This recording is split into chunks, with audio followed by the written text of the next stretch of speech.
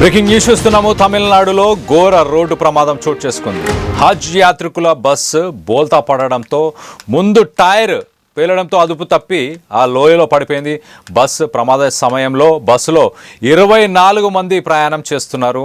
10 మందికి తీవ్ర గాయాలైనట్టు తెలుస్తుంది. గాయాలైన వారికి స్థానికంగా ఉన్న హాస్పిటల్లో ప్రస్తుతానికి ట్రీట్మెంట్ చేస్తున్నారు. చెన్నై నుంచి విలకత్తూర్కు వెళ్తున్న హజ్ యాత్రికులు విలుపురం అనే జిల్లా జానకిపురంలో ఈ ఘటన చోటు చేసుకుంది. ఒకసారి డీటెయిల్స్ చెప్పే ప్రయత్నం చేస్తా. ఈ 24 మంది హజ్ పిలిగ్రిమ్స్ తమ ఊరికి తిరిగి వెళ్తున్నప్పుడు, అంటే చెన్నైకి చేరుకున్నారు. వాళ్ళు హజ్ యాత్రను పూర్తి చేసుకొని చెన్నై నుంచి తిరిగి వాళ్ళ ఊరికి వెళ్తున్న సమయంలో విలుపురం అనే ప్రాంతంలో జూన్ 24న ఈ ఘటన చోటు చేసుకుంది. దీంట్లో చాలామంది, ఎవరు చనిపోలేదు కానీ అదృష్టవశాత్తు, కానీ చాలామంది తీవ్ర గాయాల పాలైనట్టు తెలుస్తుంది. వీరందరూ పెరంబలూర్ అనే ప్రాంతం నుంచి వయా చెన్నై వాళ్ళ ఇంటికి, వాళ్ళ ఊరికి రిటర్న్ అవుతున్న సమయంలో ఈ ఘటన చోటు చేసుకుంది.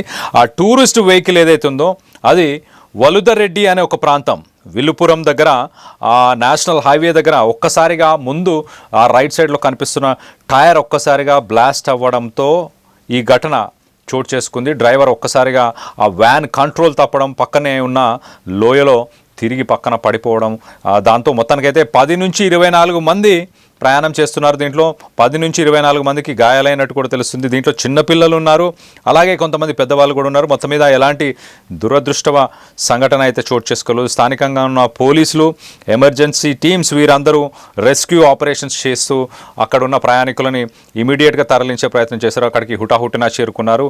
దీంట్లో గాయపడిన వ్యక్తులని దగ్గరలో ఉన్న గవర్నమెంట్ హాస్పిటల్స్కి తరలించారు.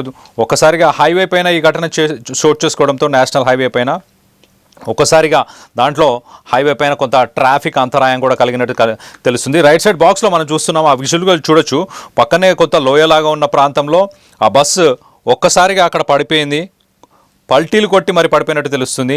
ఆ బస్సులో ఉన్న ప్రయాణికులకు సంబంధించిన లగేజ్ అంతా కూడా చల్లా చెదరైపోయింది, నుజ్జు అయిపోయింది బస్సు అని చెప్పుకోవచ్చు. చూస్తే కొంత భయానకంగా ఉన్నా కూడా ఎవరు చనిపోలేదు, కానీ తీవ్రంగా గాయపడినట్టు తెలుస్తుంది. దానికి సంబంధించిన విజువల్స్ని మనం చూస్తున్నాం రైట్ సైడ్ బాక్స్లో. ఒకసారి మనం చూడొచ్చు, అక్కడికి చాలామంది హుటాహుటిన చేరుకున్నారు. అంబులెన్స్, పోలీసులు అందరూ కూడా చేరుకొని హైవే పైన ట్రాఫిక్ని కూడా క్లియర్ చేసే ప్రయత్నం చేస్తున్నారు. ఆ బస్సులో ప్రయాణం చేస్తున్న సమయంలో వృద్ధులు, పెద్దవాళ్ళు, అలాగే కొంతమంది చిన్నపిల్లలు కూడా ఉన్నట్టు తెలుస్తుంది. మొత్తానికైతే వాళ్ళందరినీ కూడా హుటాహుటిన స్థానికంగా ఉన్న ప్రభుత్వ ఆసుపత్రులకు వారందరినీ తరలించినట్టు తెలుస్తుంది.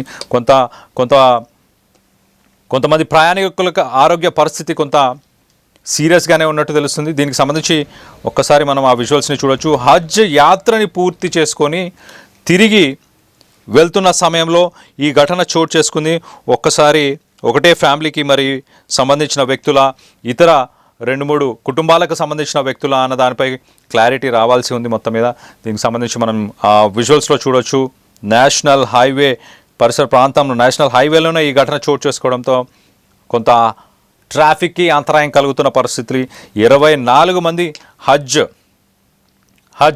పిలిగ్రిమ్స్ తమ ఊరికి రిటర్న్ బయలుదేరుతున్న సమయంలో తమిళనాడులో ఈ ఘటన చోటు చేసుకుంది. చాలామంది ప్రయాణికులు ఎవరైతే ఉన్నారో వాళ్ళందరికీ కూడా కొంత సీరియస్గానే ఉన్నట్టు తెలుస్తుంది. తమిళనాడులోని పెరంబలూర్ పరిసర ప్రాంతాల నుంచి చెన్నై మీదుగా రిటర్న్ ఇంటికి వెళ్తున్న సమయంలో వాళ్ళు ఒక మినీ బస్సుని హైర్ చేసుకున్నారు. ఆ బస్సు మనం ఆ విజువల్స్లో చూడొచ్చు. ఆ బస్సు ఒక్కసారిగా పల్టీలు కొట్టడంతో పూర్తిగా నుజ్జు అయిపోయిన బస్సుని మనం చూడొచ్చు. 2-3 పల్టీలు కొట్టింది. బస్సులో భాగంలో, ముందు భాగం కానీ బస్సు పై భాగం కానీ పూర్తిగా ధ్వంసం అయిపోయిన పరిస్థితి. అదృష్టవశాత్తు ఎలాంటి మంటలు అంటుకోలేదు. ప్రయాణికులందరినీ కూడా హుటాహుటిన, నేషనల్ హైవే పక్కనే ఈ ఘటన చోటు చేసుకుంది కాబట్టి హుటాహుటిన అక్కడికి పోలీసులు, అలాగే రెస్క్యూ ఆపరేషన్స్, అంబులెన్స్ సర్వీసెస్ అన్నీ కూడా స్థానికంగా హుటాహుటిన అక్కడికి చేరుకోవడం జరిగింది. తర్వాత వారందరినీ కూడా అక్కడ నుంచి ఇమీడియట్గా హాస్పిటల్స్కి షిఫ్ట్ చేసిన పరిస్థితి. దీనికి సంబంధించి మీరేమనుకుంటున్నారు? మీ అభిప్రాయాలని కింద కామెంట్ రూపంలో తెలియపరచండి.